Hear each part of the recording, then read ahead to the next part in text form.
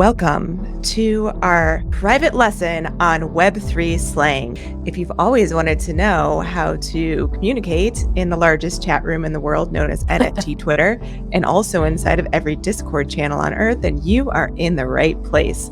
We're going to make you come out sounding like you are a true degen, and we'll define what that word means too. So stick around and let's get into it.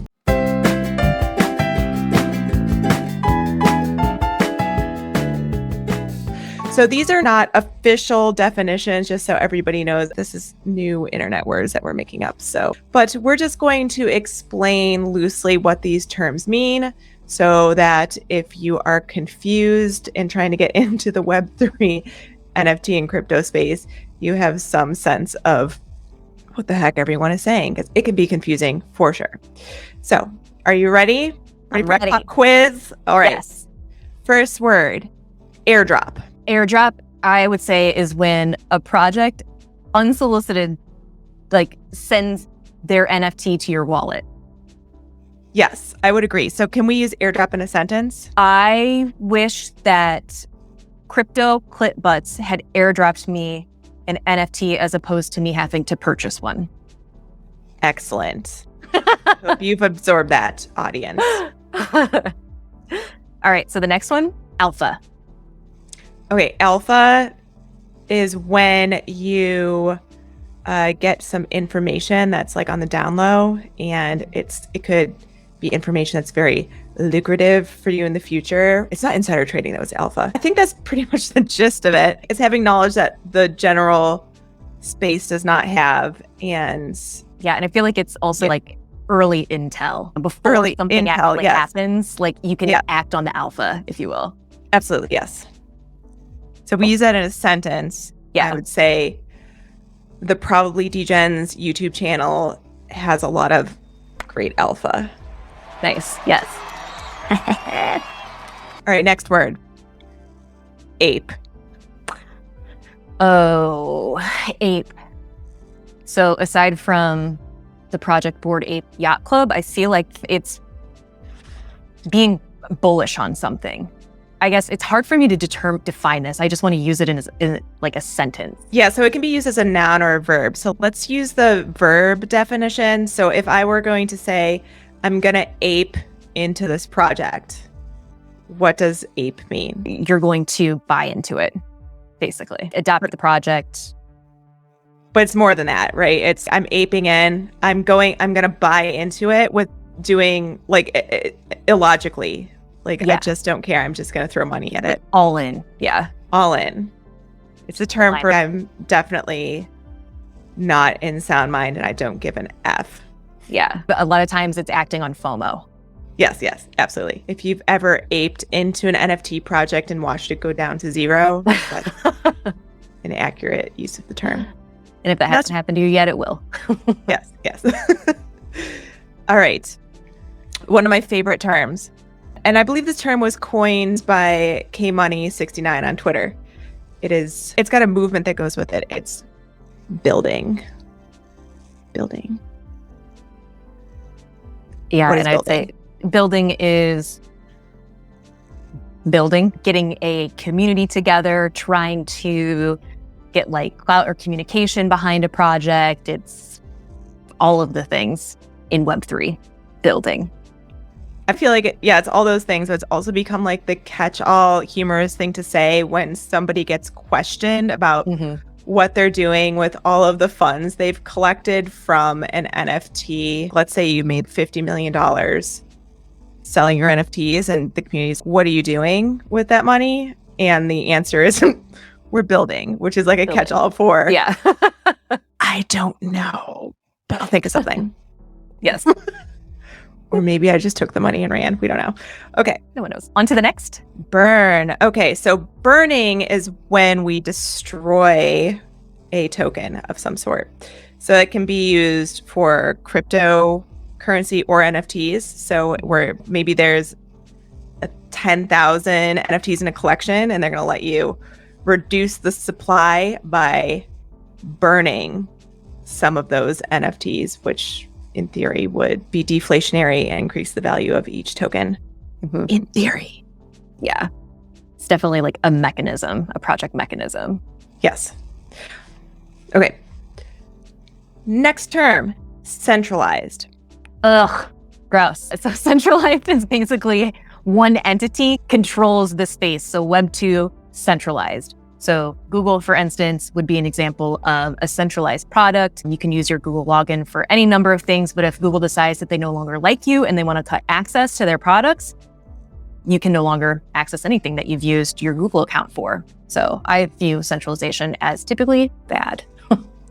Yeah, the most centralized hated figure I can think of right now is probably Mark Zuckerberg. He's in control of all your social medias. So and your data. That would be centralized. Yeah, and that's one person at the top of the totem pole. So yeah, if you like Mark Zuckerberg being in control of all your crap and doing whatever he wants with it and having executive power, then you like centralized things. And if you hear what I'm saying, you're like, oh my God, I hate that, then you're probably more with us. Yeah.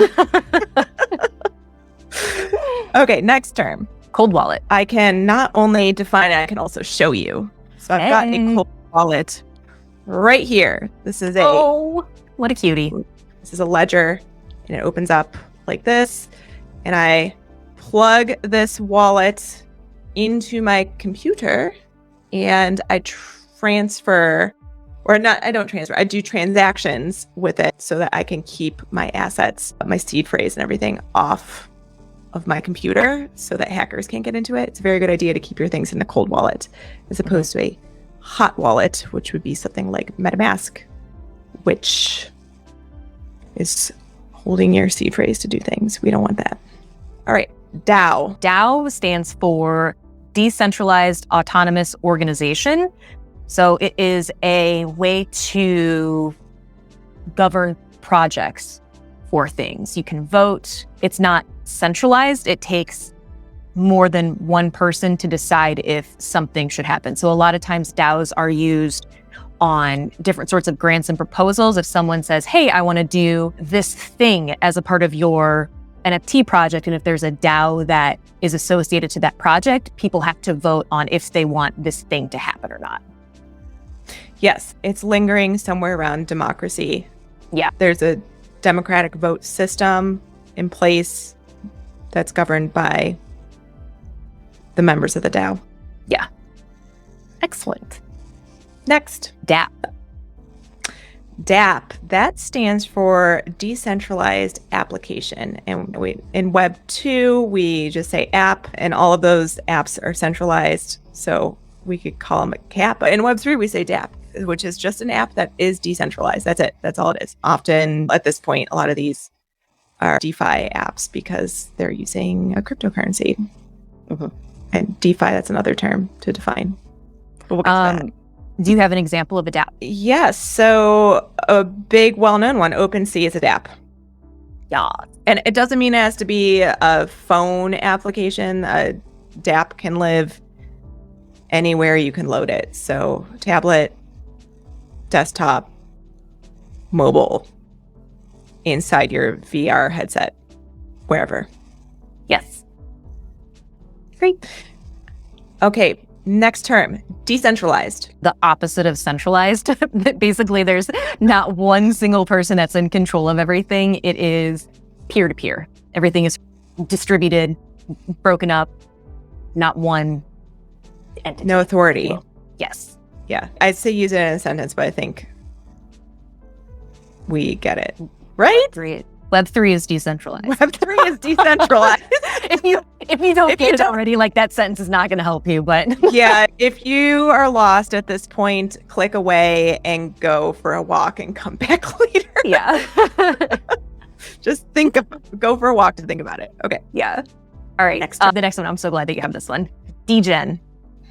Okay. Degen, my favorite Web3 term of all time. It is short for degenerate, a longer phrase, probably short for degenerate gambler. This is a term of endearment, I would say, to people in the space and used as a slur for the same people out when used outside of the space. Yeah. If like our channel name, probably Degens, we are probably degenerate gamblers banking on new innovations, and most of them are going to fail, but we're willing to take that risk. So to us, that's most definitely a term of endearment because we're willing to take a gamble on new technology.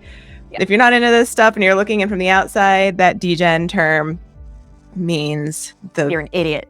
You're an idiot. And what are you doing? So I've used it in a sentence, right? Probably Degens is the best channel. Oh, that's not really the correct use. So, but it's facts. Maybe it's facts. That's a Gen Z term, facts. But probably a better sentence would be, I'm gonna ape into this because I'm a degen. Yeah, the term ape as well. So there we go. Okay, next term. What is a DEX? DEX, decentralized exchange. How do I describe this? It is like a cryptocurrency exchange that's built on blockchain, of course, cryptocurrency and blockchain. And probably the best example I have for that would be Uniswap. So I can basically go into Uniswap and I can say, hey, I want to convert X amount of Ethereum to Bitcoin. And the decentralized exchange DEX takes care of that for me. Yes, you are correct. Okay. Next time. Diamond hands. Diamond hands. That means that your hands are as hard as diamonds and you're not going to sell what you've bought in a panic. Because, these hands are made out of diamonds. Nice. Yes, I feel like sometimes people get heckled to diamond hands. That happens a lot in the space. Yeah. Make sure you diamond hand this, which just means no matter what you hear, don't sell. Okay. Next term, DYOR. Not the fashion brand, but DYOR, do your own research. Even as a degen, before you buy into any sort of project, you certainly want to take a look at what you're getting yourself into and certainly never spend more than what you can afford to lose. But some instances of what you would want to research is probably the founders behind the project, if they are known, if they have doxed themselves, which means their actual entity is out there and alive. If they have any other projects that they've done before, if the project is already minted, probably taking a look at how many people are selling and what the value has been over the course of time. But basically, it is just researching as much as you can about the project before committing to it so that you are making an informative degen decision. That's so good. Yes, as informed of a degen decision as you can, because all your facts are coming from the internet anyway. It's like the internet is like a giant Wikipedia. Everybody's always making fun of Wikipedia, but I'm like, you guys, it's the whole internet. The whole thing. Like CNN.com is Wikipedia. All of it. That everything is up to whoever wrote it. It doesn't take that much effort to put something on the internet. No. Okay, can we use DYOR in a sentence? Yes. I'll just use that same project I referenced earlier. Before I purchased a crypto clip butt, I did my own research. She DYOR'd. I DYOR'd. And we use that a lot in our channel too, because nothing that we're saying is financial advice. We certainly ask for you to DYOR. That's a better example. Exactly. Yeah. Okay, cool. Moving on. Flippening.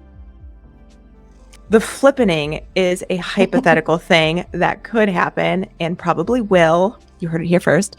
It's when Ethereum flips Bitcoin in market cap.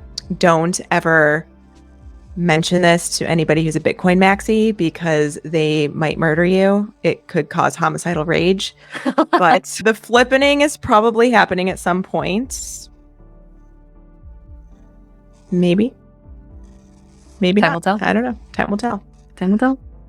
But we're all hyped about it anyway, so we're going to keep saying flippening all the time. Yeah. The flippening's coming. Okay. How about FUD? Oh, this is one of my favorites. FUD stands for, it's FUD, fear, uncertainty, and doubt.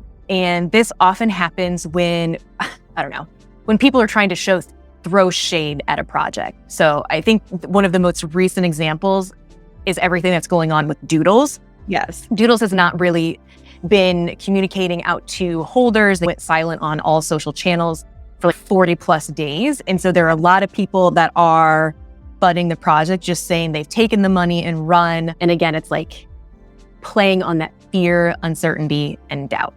So. Correct. Next one, gas. I have gas. I'm just kidding. You eating dairy again?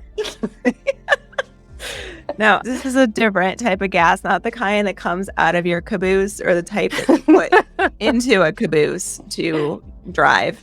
This type of gas is also known as, I'm going to say this word wrong, gwei. Is that how you say it? I only say it in my head. Gwei, right? Yeah, I think that's how you say it. So gwei is, it like, what's a comparison word? It's like in Web2, if you are setting up Stripe as your payment processor, it's like that processing fee that you as the vendor have to pay to Stripe to do the transaction. It's like the tax you have to pay for the service, basically. Yeah. It's the decentralized tax of the Ethereum blockchain, and that decentralized tax is technically called gwei, but we just say gas because that's more relatable. And also gwei is a really weird ass word. Yeah. So, but nobody says, I just paid a gwei. It just, it sounds very strange. It's not how it goes. Next, GM. A layup. GM. Good morning. It is the universal term phrase. Like everyone is saying GM every day, just GM back and forth. It's a way to generate engagement on social channels for people. It is just the greeting and term in the industry that everyone uses in a friendly way. Moving on, HODL. HODL or HODL, depending on how you're saying in your head. I don't know. I think I go back and forth. Hold the door.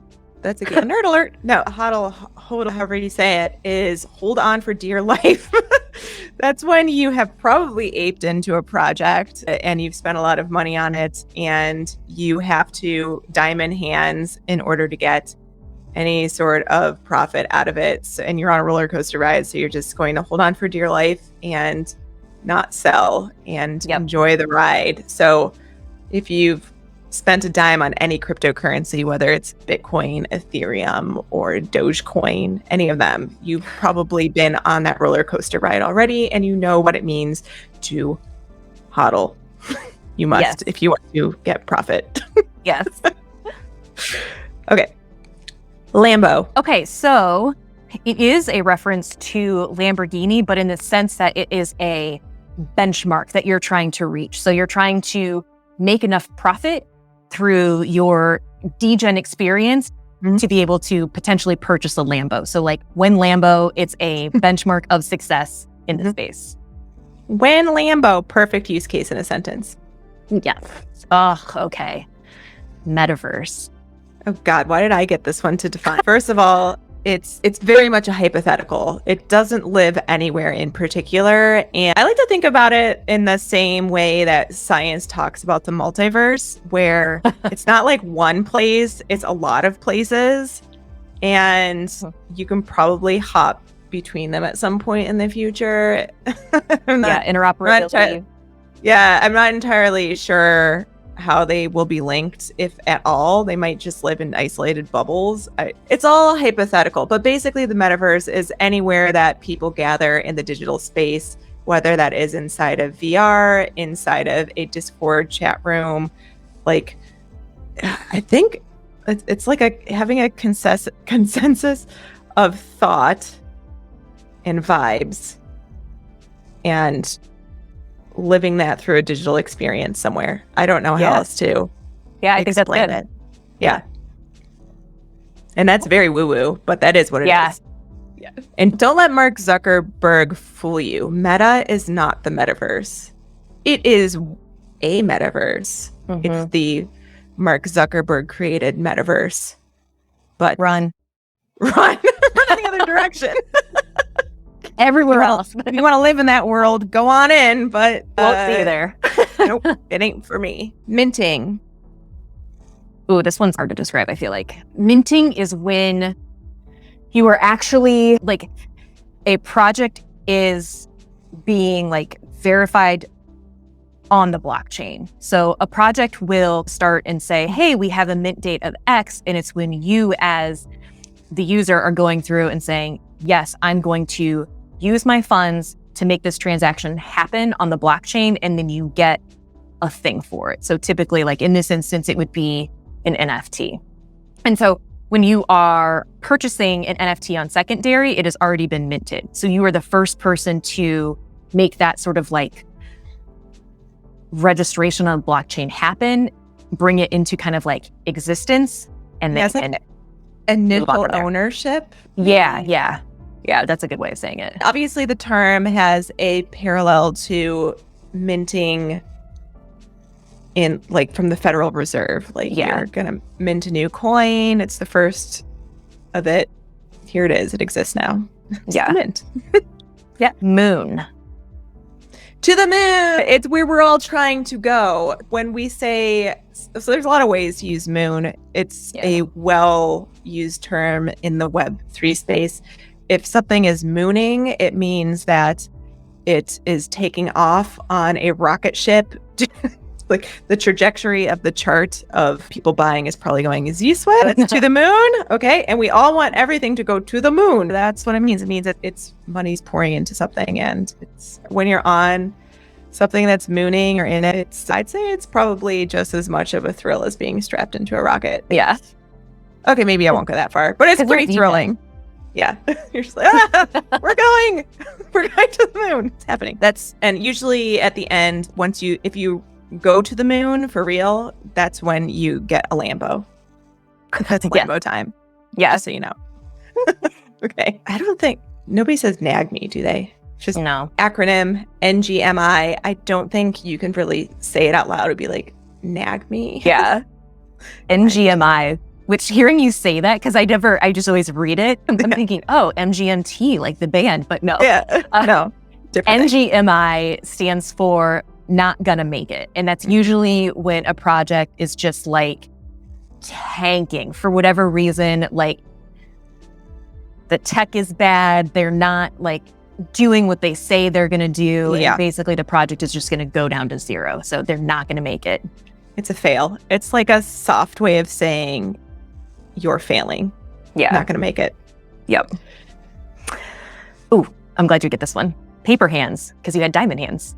Paper hand! I love this term. It means your hands are made out of toilet paper and you're but you're part of the problem for why something is tanking. So everybody's going to yell at you and call you paper hands. Although if you're intelligent and you paper hand, it's technically called taking profit. But nobody's going to like you for it. They're going to call you paper hand. Yeah. It's like when you start selling off something that you had just purchased and it's impacting price for everyone else. Yeah, and everybody gets PO'd at you. But like the person who actually paper handed and took the profits is probably the smart person. Yeah. Debatable. If you paper handed like Bored Ape Yacht Club in the first week, then you're obviously not the smart person. So up for debate. Yeah, fair. PFP. PFP stands for profile picture. So that's typically the avatar that you see someone using associated to their account. So the avatar that's used on Twitter, for instance, or the one that you have set in your profile in OpenSea, just a profile picture of an NFT that you own. Yeah. So it's very trendy right now to be on places in the internet, especially Twitter, with a very expensive PFP. Yeah. And there's a large debate around this too. Why would you spend the money on that? And then the people who are in like believers of JPEGs are like, because have you looked at the screen time of how much you have looked at your digital devices today? Because you're blind if you don't realize that flexing on the internet is going to be a thing. Yeah. Yes. The next one, probably nothing. Yes. So this is a bit of internet sarcasm where somebody will say, usually it's accompanied with a post to something, like whether it's a link to a NFT that sold or a link to a site somewhere, some project, like whatever it is. And they'll just blast out that link and then they'll write probably nothing with it, which means definitely look at this. Yeah. This is really something happening. It's the exact opposite of what you think it means. Rug pull. At its most simplest, like a scam, basically. Like, for instance, if a project has minted out and there's a whole roadmap that the founders have promised that they are going to fulfill, and then they just drop off the face of the planet, they take that money and run, that is a rug pull. They have pulled the rug out from underneath you. They have left you like they've high and dry over. Yeah. Yep. Mm-hmm. So if you haven't been, you could also just say rugged. If you haven't been rugged at least a few times in the NFT space, you're not even living. Yeah. It's a thrill. And it's different. Correct me if I'm wrong, but it is different than just a project not going to make it or a project going to zero. There are projects that are trying to fulfill their roadmap and they just aren't successful. These are, I feel like a rug pull is typically malicious intent. Oh, yes. There's no good reason for it to happen. They're just taking your money and running. Yeah, like they've sold all of their things and then they've gone silent immediately. That's a rug. Yeah. Yep. Oh, seed phrase. It is this string of words that you should type in the description box below along with your wallet address. Yes, please. Okay, actually don't do that. That's the thing you should never do. So your seed phrase is a string of words. It's cryptography. So it's extremely difficult for a computer to come up with that string of words in order to hack you. And how the cryptographers came up with the way that this works is beyond me. That's some serious math science, but it's your password essentially to get into your crypto wallet. And you want to keep your seed phrase off of your computer always and probably vault it somewhere safe. Yeah. I've heard of people like etching their seed phrase into metal. And the only thing about having a physical copy is that if you live with somebody or somebody comes into your place and finds it, they could get into your stuff, but it's very secure. So you want to never put it on the internet because the second you do, you are hackable. Don't put it out there. Never put it on the internet. Ever share. And then also think back to the ledger that you'd showed earlier. So if Lux were to lose that hardware device itself, the funds are recoverable as long as she has that seed phrase. It can always go back in because the funds aren't physically there. They exist in the blockchain. So I could toss this in the trash and get a new one, put my seed phrase in and get back into my wallet on the blockchain. Yep. Cool. Sir. With spelled S-E-R, not S-I-R. This is a different type of sir. Yes, it is heavily used in crypto Twitter as like a greeting. So oftentimes you see GM paired with sir, GM sir, and it is not gender specific. It can be used for male, female, transgender, doesn't matter. It is universal. It is just a term of just title acknowledgement. I think it's like a proper greeting for a degen. Yeah. Like you wouldn't be like, hello, sir, S-I-R, because those guys would never get into, or ladies would never get into the crypto space. But you have to have a formal greeting for degens. So you would use S-E-R, sir. It's a different type of sir. Yes. Good day, sir. What about shill?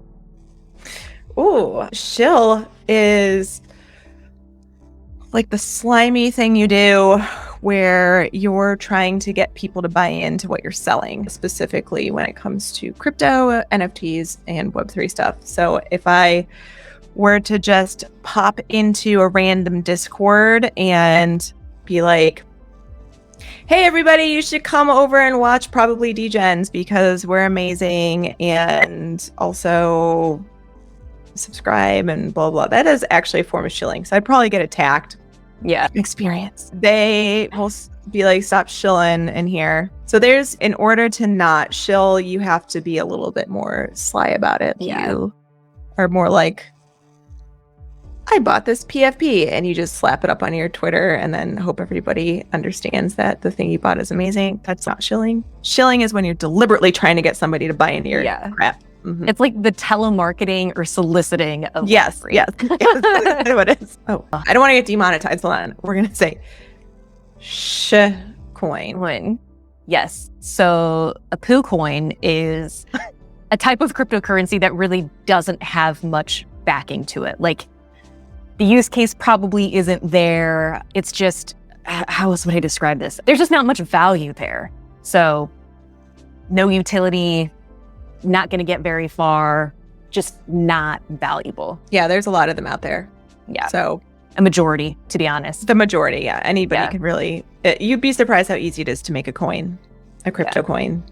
Yeah. And this is why it's important to DYOR before purchasing and need. Before you ape it and go full degen.